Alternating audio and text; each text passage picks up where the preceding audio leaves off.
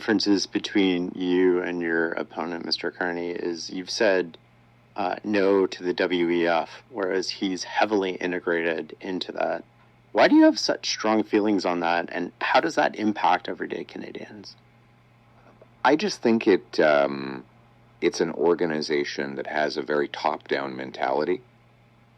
I don't believe in top-down. I don't believe that there's this sort of group of globe-trotting experts that can tell us how to live our lives, that can, who can tell us which industry should go up and which should go down, what cars we should drive and what words we should speak and how our money should be spent.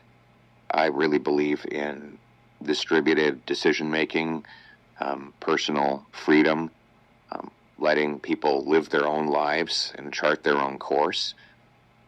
The other thing I've found is that, I've been around politics a long time, so I've met a lot of these people who are considered part of the elite, and I talk to them and I ask them questions, and then I go out to my constituency and I talk to truck drivers and mechanics and farmers, and I find the latter group is actually smarter. Now, they don't use all the same fancy language, but if you ask them just sort of nuts and bolts type questions, they're smarter. Like, Mr. Carney, for example, told us in 2021, don't worry about inflation. There won't be any inflation. We should print even more money. Well, he was totally wrong, like utterly wrong.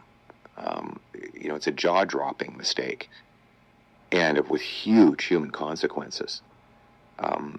In my riding, when the money printing started, the quantitative easing, I was getting farmers and small business owners saying, there's going to be inflation, there's going to be inflation. Yeah. So how is it these people who don't attend lectures and don't go to international summits knew more about the real functioning of the economy than all of these so-called experts? What I think is we need a government that's humble and leaves people their money, their freedom of choice, control of their lives, and lets them make their own decisions. And that's my philosophical difference with that group, and it's I believe in the common people.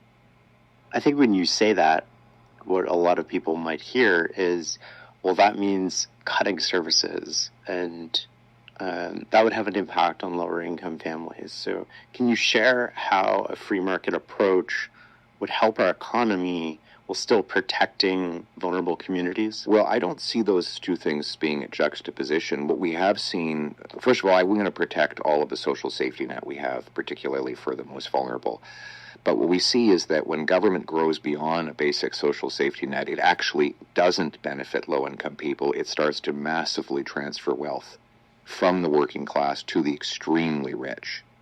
And this is sort of the irony that I always like to say Robin Hood has been kidnapped. And in reality, Robin Hood was fighting against taxes. He wasn't fighting for a bigger government to take from the working people to give to the aristocrats, which is what we, I think, increasingly see. For example, the government's now spending $21 billion on consultants. That's twice what it was spending 10 years ago. Are these consultants, waitresses and welders? No. They're very high-priced, extremely wealthy people, often getting paid to do work of little or no value. $21 billion, for context, is $1,400 for every Canadian family. So we're not talking about small sums of money.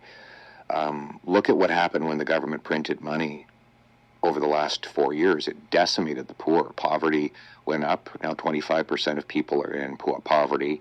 Food bank lineups increased by over 100%. 1 in 4 of our kids is going to school undernourished. When the government spends money it does not have, it drives enormous inflation, and that always hurts the poorest people. The rich are not only inflation-proof, they're inflation-positive. They benefit. Mr. Carney's CEO, I think you had him on your show, he was talking about how inflation helps Brookfield because they can raise the rent and their asset values go up. So it's an enormous wealth transfer from the working class to the super rich. I like to say it's kind of like taking from the have-nots to give to the have-yachts. So what I'm talking about is actually creating opportunity, upward mobility, by having sound money that protects its value, having low taxes for working class people, speeding up permits for housing, the obstructionism that blocks home building, again, very good if you live in a mansion because your mansion is now worth more money due to the scarcity of homes.